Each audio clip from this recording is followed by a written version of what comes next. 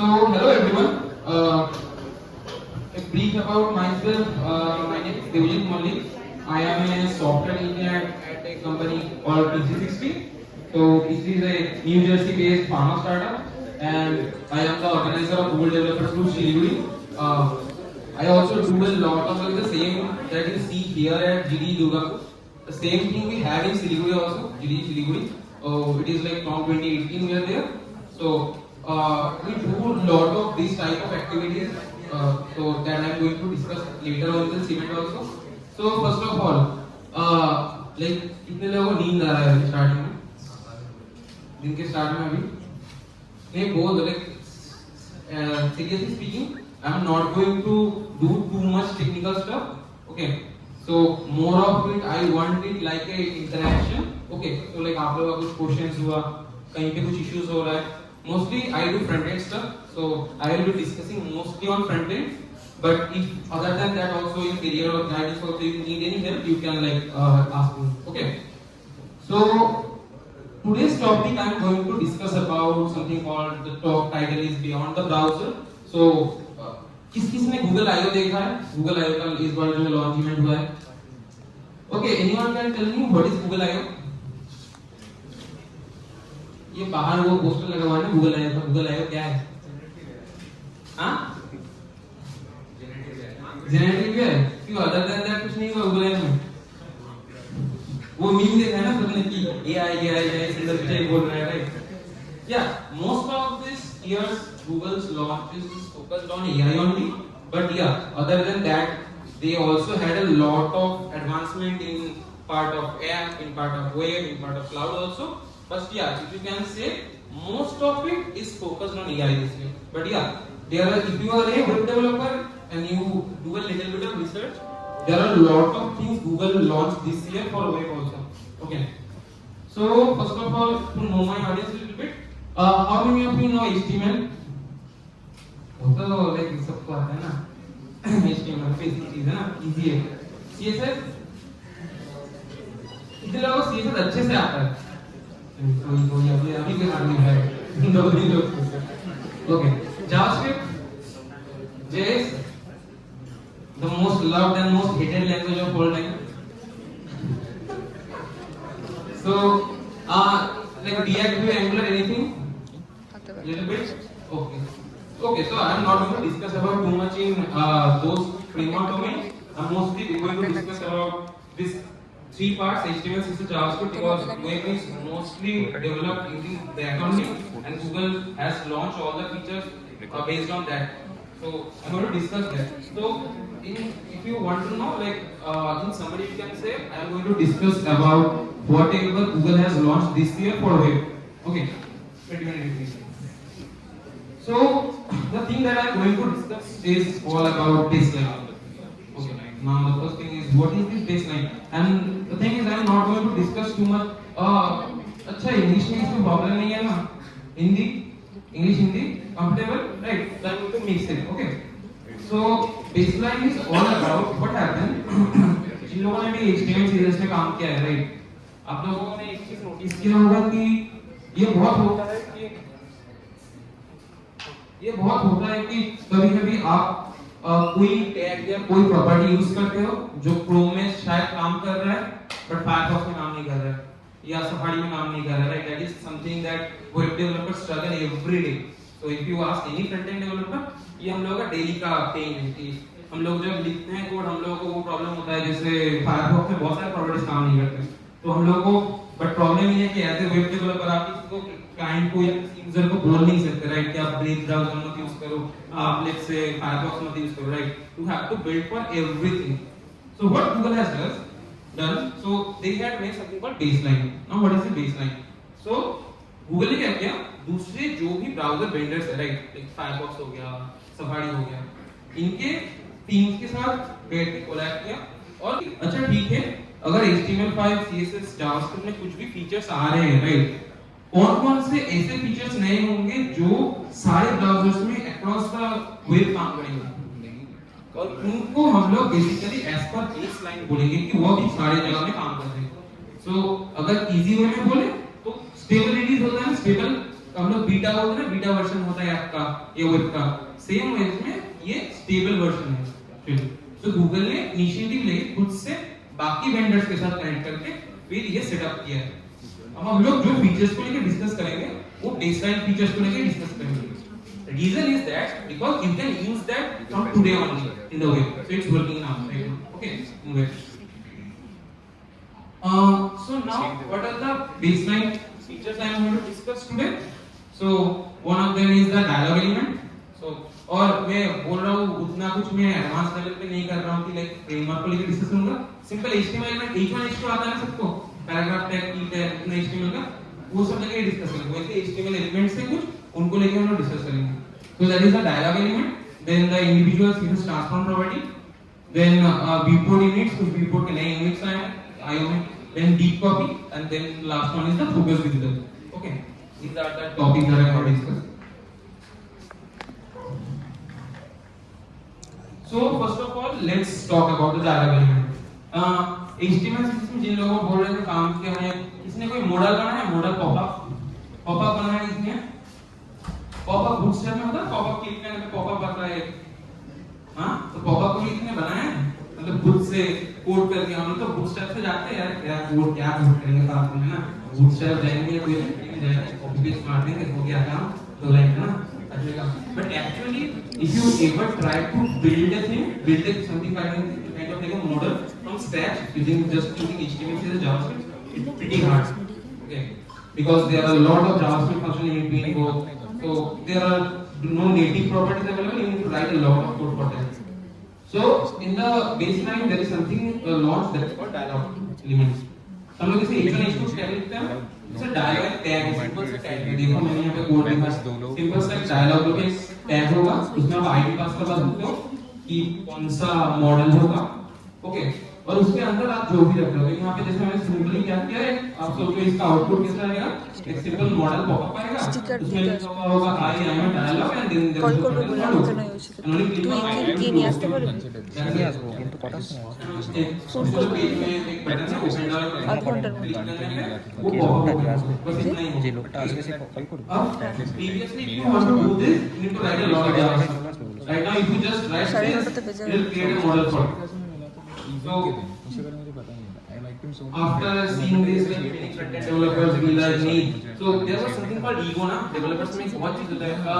अगर आप 90s के टाइम में देखोगे, उस टाइम पे बहुत ईगो था जावा developers, like they are like that's why they have a logo ना पे कॉपी होता है। रीजन क्या था ना, उनका बहुत ईगो होता है, like no we are like उनको अगर आप इजी से इजी चीज भी दोगे वो लोग सब बोलेंगे नहीं हम लोग हर कुछ कोड करेंगे, because they have a certain ego, and the same thing right now is happening in JavaScript developers lot.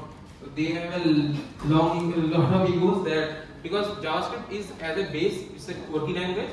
So अगर आपने JavaScript में काम किया, आपको पता होगा कि वो दूसरे लैंग्वेजेस से काम नहीं करता, Python या C++ वो थोड़ा डिफरेंट काम करता है, right? And that's why in front end many people have this tendency to over engineer stuff. So जो कि simply HTML CSS से कर सकते हैं, उसको भी JavaScript में करना है। That's why this means is all about like जो JavaScript developers होते हैं वो देख के ऑफेंड हो जाते हैं कि नहीं HTML से नहीं करना, हम JavaScript से ही करेंगे। So but that is not how the things work. If you go into any company, we always try to make things simpler, जो easy हो। मतलब उस चीज का कोई मतलब नहीं बनता अगर आपने कोड लिखा है जो बहुत ही कॉम्प्लेक्स हो रहा है, राइट, और आपको लग रहा है नहीं मैं बहुत प्रो डेवलपर हूँ, बट वो कोड किसी को समझ ही नहीं आ रहा है, then वो in the end of the day वो बेकार होगा, right? So you need to think about all the users and all the developers, and that perspective it is a much better solution. Okay. Now, why I want need to use the dialog element, right? कभी किसी ने ये use किया है? Chrome में एक होता है ना रीड का ऑप्शन, वेबसाइट रीडिंग का, क्लिक करने पे वेबसाइट को रीड करना जाता है, राइट? इन सब चीजों का, या कभी ऐसा चीज किया कि कोई इसमें जो ब्राउजर में हो रहा है उस टाइम पे वो 4 एरोस होते हैं ना हम लोग कीबोर्ड में, उसमें क्लिक कर रहे हो और वो क्या करता है एक बटन की साइड में बॉर्डर लगता है, फिर नेक्स्ट बटन की साइड में वो लेके नेविगेट करता है ना, वो इसको फोकस मैनेजमेंट बोलते हैं कि कौन सा एलिमेंट फोकस में। अब आपको सोचो आपके पास 3-4 मॉडल्स हैं, राइट, और प्रॉब्लम क्या होता है मॉडल का जो या डायलॉग का जो यूआई होता है वो पेज के ऊपर आता है ना, ऊपर ले होकर आता है। दैट्स व्हाई क्या होता है उसका फोकस मैनेजमेंट बेकार होता है डिफॉल्ट में, अगर आप जावास्क्रिप्ट से कर रहे हो तो आपको खुद से बहुत कोड लिखना पड़ता है उसको फोकस मैनेज करने के लिए। डायलॉग ये डिफॉल्ट ही देता है। लेट्स से सोचो आप ऐसा कर रहे हो, बटन है, क्लिक करने पे एक पॉपअप ओपन हो रहा है, उसमें और एक क्लिक करने पे और एक पॉपअप ओपन हो रहा है। अब किसके ऊपर कौन सा पॉपअप ओपन हो रहा है वो सब कुछ ये एलिमेंट अपने आप से हैंडल कर लेगा। That is something called focus management. Tab tracking जो मैंने बोला, अभी कीबोर्ड में अगर आप की प्रेस करते हो राइट, नेक्स्ट बटन पे जाता है ना, सो ये जो ट्रैकिंग का काम है ये भी नॉर्मली आपको लिखना पड़ता है मॉडल के लिए, क्योंकि मॉडल को हम लोग क्या करते हैं पेज के फ्लो से बाहर निकल कर आते हैं राइट। अब ये सब कुछ ही आपको करना नहीं पड़ेगा, सब जस्ट यूजिंग एरो हो जाता है डायलॉग एलिमेंट से। देन स्टैकिंग कॉन्टेक्स्ट मतलब क्या है, इजीएस्ट वे में जो मैंने अभी बोला कि आप सोचो एक बटन पे क्लिक करो, एक पॉपअप आ रहा है, और एक बटन क्लिक करो और एक पॉपअप आ रहा है, मतलब पॉपअप के ऊपर पॉपअप आता है ना, विंडोज में मीम देखा है ना, विंडोज फ्रीज ऐसा करके पॉपअप के ऊपर पॉपअप आता है, तो इसको क्या होता है, इसको स्टैकिंग कॉन्टेक्स्ट बोलते हैं।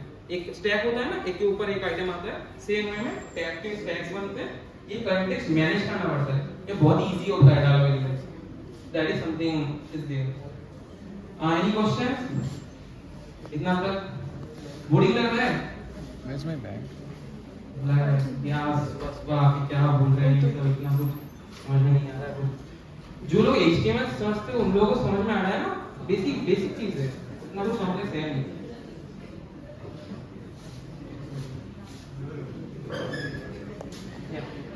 There was a video I have. I'm going to show you to understand. You can see this video and you can understand like how you can like create something like that. तो अगर आप इसको देखोगे, देखो जब plus में इसको click किया राइट, पॉपअप आया, उसमें एक फॉर्म था, इसमें देखो आप क्लियर कंफर्म कर रहे हो, देखो वो एक 3 डिफरेंट पॉपअप्स के हैं राइट। तो आप जितने ऐड करोगे हर एक का अलग आईडी होगा, तो अगर क्रॉस करोगे मतलब जितने ऐड करोगे नए नए पॉपअप के कॉन्टेक्स्ट बनते जाएंगे, अब उसको क्रिएट कर सकते हो, डिलीट कर सकते हो, और ये मैनेज करना बहुत ही इजी है। अगर देखो आपने थीम्स भी चेंज किया, कुछ भी किया, बहुत ही इजीली आप मैनेज कर सकते हो। तो और देखो ये जो देखा ना अभी कि ब्लू बॉर्डर्स आ रहे थे, वो बेसिकली जब बोला ना कीबोर्ड के जो राइट लेफ्ट जो कीज है राइट, उनको अगर क्लिक करोगे तो वैसे वो लोग मूव करते रहेंगे right. That is something you can build. ये बहुत ही कॉम्प्लेक्स टाइप का मॉडल है, इस टाइप का भी चीज हम लोग बना सकते हैं यूजिंग डायलॉग एलिमेंट।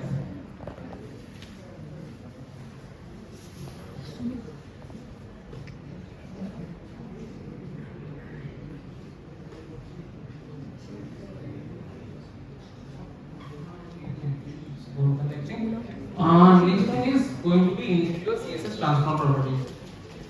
किसी ने CSS एनिमेशन में काम किया, सिंपल एनिमेशन बटन में क्लिक करने पे छोटे छोटे एनिमेशन दिख रहा है, किसी ने CSS एनिमेशन किसी ने काम किया है? हाँ CSS लिखने का ही मन नहीं करता, आप सब बोल रहे हो बूटस्ट्रैप है ना, अच्छे कोड से भाषा कॉम्प्लेक्स करने हो जाएगा, तो वो होता है, बट कभी कभी करना पड़ता है। लेकिन you ask me also, I don't write a lot of CSS. That is something like most of the front-end developers hate, write CSS. So this is something called transform properties. What is this transform will do? आपने अगर animation में काम किया होगा तो आपको पता होगा ट्रांसफॉर्म बोल के चीज होता है कि सोचो आप अगर एनिमेशन होता है ना कि वेब में दिखाते हैं, सोचो एक बटन में क्लिक किया तो वो फ्लिप कर रहा है, ऐसा कुछ एनिमेशन आ गया राइट वेब में, ये सारे चीज ट्रांसफॉर्म प्रॉपर्टी से बनते हैं। ट्रांसफॉर्म प्रॉपर्टी प्रीवियसली लिखने का वे में जो लेफ्ट साइड में मैंने लिखा है वैसे आपका एनिमेशन लिखना पड़ता था, तो वो बहुत ही आप देख रहे हो कोड कितना अनऑर्गेनाइज्ड है और कितना हार्ड है इसको डिबग करना, रीड करना। तो अब क्या किया है नए आइडिया नए जो लॉन्च हुआ उसमें कि उन्होंने हर एक के लिए कोड को और ज्यादा रीडेबल बना दिया है। तो हम लोग परसेंटेज को सिर्फ पकड़ते हैं 0%, 100%, मतलब किस किस टाइम पे क्या क्या इवेंट ट्रिगर होंगे राइट, और उस हिसाब से आप ट्रांसलेट्स को अलग-अलग ट्रांसलेट स्केल उसको अलग-अलग लिख सकते हो। पहले अगर आप देखोगे तो देखो ट्रांसलेट, रोटेट और स्केल को एक साथ ही लिखना पड़ता था, that's why the code is not much readable. अभी जैसे क्या हो गया कोड बहुत ज्यादा रीडेबल हो चुका है कि अभी हम लोग हर एक को इंडिविजुअली लिख सकते हैं। कोड लिखने का बड़ा वे क्या होता है कि आपको कोड को रीडेबल बनाना पड़ता है लिखना, क्योंकि अगर आप सोचते हो कि एज ए डेवलपर कि आप ऐसा कोड लिख रहे हो जो दूसरों को समझ ही नहीं आ रहा है, then you think like okay मैंने इतना वो होता है ना कि मूवीज देख के लगता है कि नहीं भाई हैकर बनेंगे hacker, so that is not that type of thing. So you need to write code that is readable. Okay अगर अदर डेवलपर्स नहीं समझ पा रहे कंपनी बोलेगा कि आप निकल जाओ, तो आप कोड समझते हो ना आप ही रखो उसके बाद अपने पास। So that is something you can try out. Next thing is after like seeing the transform properties, many developers are like this that old like if you ask me also same thing happened with me. Previously transform was very hard to write. Right now I'm using the new properties and they are like pretty good. I'm pretty intuitive. Now next thing यहाँ पे CSS में जिसने काम किया है height set किया है percentage height 100% 100 VH होता है ना सेट किया है सबने किया है कभी ऐसा हुआ है कि पेज से फ्लो से बाहर चला जा रहा है सोच रहे हो कि पूरा पेज आएगा बट वो पेज से बाहर चला जा रहा है राइट ये नॉर्मल होता है और कब कब ये प्रॉब्लम हुआ है कि सोच रहे हैं कि परसेंटेज यूज करूं या VH यूज करूं या क्या पिक्सल यूज करूं ये होता है ना नॉर्मली बहुत प्रॉब्लम है ना ये लेके पिक्सल यूज करना है VH यूज करना है परसेंटेज बहुत कंफ्यूजन है तो क्या हुआ गूगल को पता था कि ये इसको लेकर बहुत प्रॉब्लम चल रहा है और अगर आप अभी के जो जनरेशन में अभी हम लोग एक चीज टर्म बहुत यूज करते हैं मोबाइल फर्स्ट वेब मतलब क्या होता है मोबाइल फर्स्ट डिजाइन में पहले क्या होता था कि हम लोग अगर वेबसाइट लिखते हैं तो आप मीडिया क्वेरी के बारे में पता है इसको मीडिया क्वेरी पता है ना हम लोग मीडिया क्वेरी क्यों लिखते हैं पेज को रिस्पॉन्सिव बनाने के लिए राइट वो लैपटॉप में भी टैब में भी मोबाइल में भी हर एक में प्रॉपर्ली यूआई दिखना चाहिए right that is something we do law problem कहां पे हुआ पहले हम लोग क्या करते थे वेब के लिए पहले कोड लिखते थे वेब मतलब वेब नहीं सॉरी लैपटॉप स्क्रीन के लिए उसके बाद हम लोग क्या करते हैं मीडिया का यूज करके टैब के लिए अलग बनाते थे और मोबाइल के लिए अलग बनाते थे ये that is what we do previously right now the standard is if you go into any company they will tell you first start writing css for mobile and then scale it up to tab and then scale it up to laptop device now why आप अगर mostly देखोगे अभी जो consumers है right ऐसे consumer normal लोग जो web को कंज्यूम कर रहे हैं वो मोबाइल यूजर्स हैं लैपटॉप किसके पास है हम लोग डेवलपर्स के पास होता है राइट बट नॉर्मल पीपल के पास अगर आप देखोगे वो लोगों के पास लैपटॉप नहीं होता उतना वो लोग मोबाइल में सब कुछ कर सकते हैं और अगर मोबाइल में होता है तो क्यों वो बेकार में लैपटॉप यूज कर रहे हैं right that's why we need to think first for the mobile devices and then scale it up to tab and laptop devices अब इसमें भी प्रॉब्लम कहां पे है अगर if you have used iOS and Android if you see properly they have updated a lot right पहले normal screen आता था फिर नॉच आ गया ये नॉच कर दिया अभी वो पंच होल डिस्प्ले कर दिया राइट अभी तो मतलब डेवलपर्स के सबसे फ्रस्ट्रेटिंग चीज है फ्रंट एंड डेवलपर अगर आप मुझे पूछोगे ये जो Samsung के Galaxy Fold वाला Z की है प्रॉब्लम है कि इनके रेशियोस पूरे अलग हैं राइट iPad का अलग होता है iPad का जो सबसे बड़ा iPad है 12.9 इंच का है इसको लेकर हम लोगों ने कंपनी में बहुत इशू फेस किया था तो ऐसे समथिंग लाइक iPad का सबसे बड़ा वेरिएंट होता है 12.9 इंच का ठीक है अब प्रॉब्लम क्या है लैपटॉप अभी मिलता है 13 इंच का अब मैं कैसे डिवाइड करूं दोनों की दोनों डिफरेंट डिवाइसेस हैं पहले तो हम लोग सिंपल क्या करते थे विद हाइट लगाते थे कि अच्छा ठीक है इतने से इतना है एक टैब का होगा इतने से इतना है एक लैपटॉप का होगा अभी वो तो बैरियर ही चला गया ना अभी लैपटॉप के साइज में टैब आ रहा है टैब के साइज में लैपटॉप आ रहा है तो हम लोग कैसे डिफरेंशिएट करें that is something very hard to handle and for if you have used for Safari like जो iOS यूजर उनको पता होगा और जो एंड्रॉइड यूजर उनको भी देखा होगा क्रोम में